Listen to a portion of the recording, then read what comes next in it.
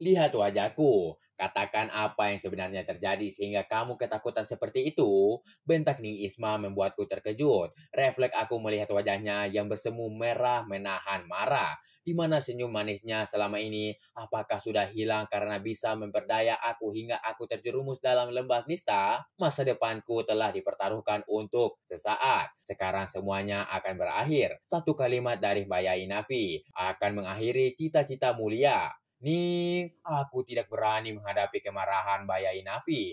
Akhirnya aku menjawab pertanyaannya dengan terpaksa. Untuk beberapa saat aku menatap wajahnya yang sebentar lagi tidak akan pernah aku lihat.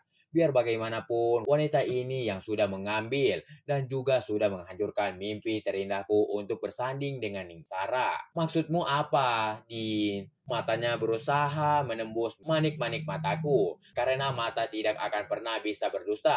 Ning Sara, Ning. Aku menatap Ning Isma dengan berani. Aku semakin yakin dengan keputusanku untuk pergi meninggalkan tempat ini sebelum ucapan jelek terlontar dari mulut Bayai Nafi. Tapi sebelum pergi, kenapa aku tidak jepitan serambi Ning Isma untuk terakhir kalinya sebagai salam perpisahan? Langsung bangkit membayangkan panas sebelum pergi meninggalkan pondok. Dengus nafasku mulai tidak beraturan, aroma Ning Isma yang harum semakin membakar sekeseku. Ceritakan apa yang sebenarnya sudah terjadi. Apakah ini menyangkut hubungan kita? Tanya Ning Isma, dia mulai terpengaruh oleh tingkah lakuku.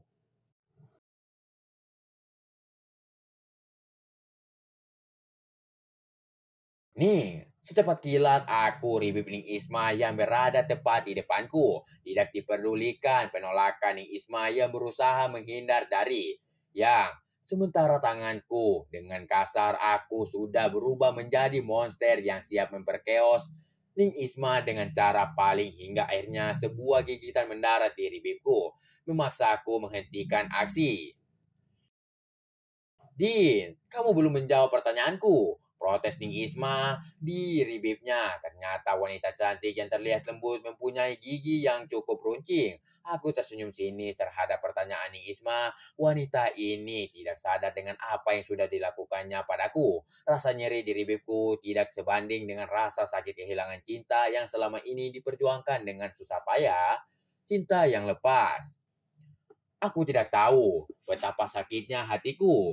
Jawabku menahan perih yang menetes di bibirku tidak bisa menggantikan rasa perih yang menikam jantungku. Aku kembali berusaha. Ning Isma yang berusaha menghindar, namun kamar yang kutepati sangat sempit sehingga Ning Isma jatuh terduduk di tepi. Din, apa-apaan kamu? Seru Ning Isma berusaha mendorong. Namun, tenaganya justru berbalik sehingga membuatnya terjengkang ke belakang menimpa kasur kapuk yang sudah keras karena usia dan tidak pernah terkena hangatnya matahari. Aku segera menindih Ning Isma yang tergolek tak berdaya. Kembali aku ribut Ning Isma dengan rontaan dan dorongan Ning Isma tidak mampu menggoyahkan yang semakin menindih. Aku seperti kerasukan setan paksa ribibnya yang kembali Ning Isma. Luka di ribibku membuatku menjerit menahan sakit dan terpaksa melepaskan. Sebagian menetes mengenai pipi Ning Isma. Din, istighfar, seru Ning Isma dengan nafas tersengal-sengal setelah berhasil lolos dari. Dia tidak bisa menyembunyikan rasa takutnya.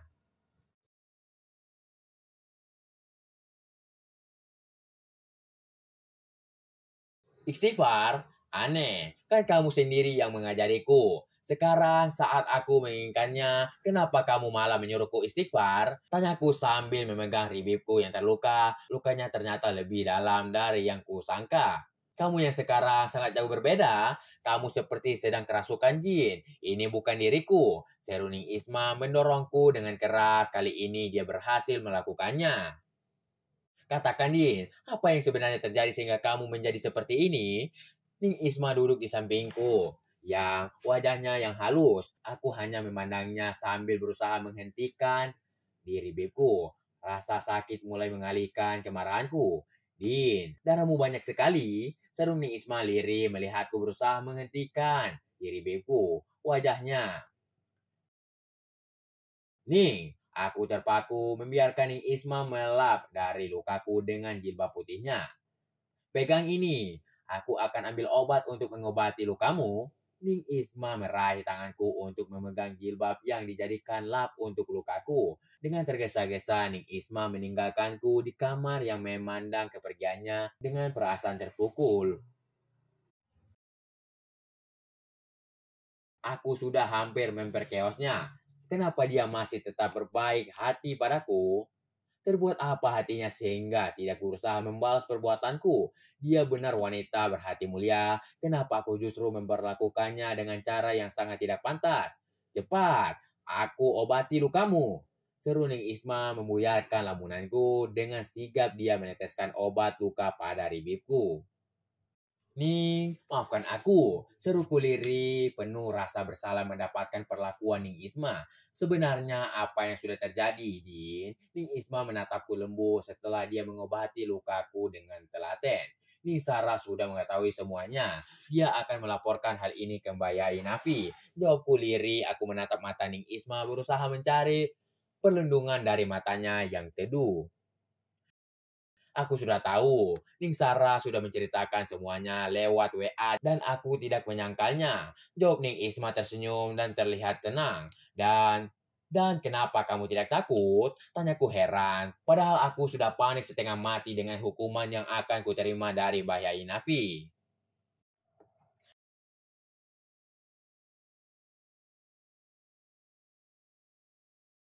Ning Sarah berjanji tidak akan menceritakan hal ini ke Mbak Yai Nafi karena dilarang oleh Nyai Aisyah. Aku sendiri tidak tahu apa alasan Nyai Aisyah melarang Ning Isma menceritakan hal ini ke Mbak Yai Nafi. Jawaban Ning Isma nyaris tidak dapat kupercaya. Rasanya sangat tidak masuk akal. Apa karena Ning Sarah sangat mencintai aku, tapi bukankah dia melakukannya karena permintaan Nyai Aisyah? Bagaimana bisa itu terjadi nih? Sangat tidak masuk akal. Gumamku Liri, entah aku harus berbahagia atau tidak dengan kabar yang aku terima.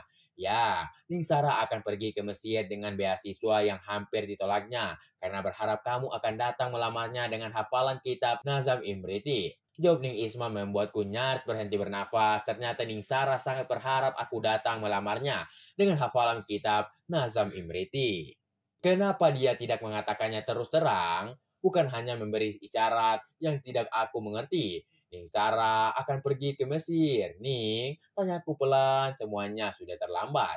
Iya, dia akan melanjutkan kuliah di Universitas Al-Azhar. Jawab Ning Isma, dia menatapku lembut.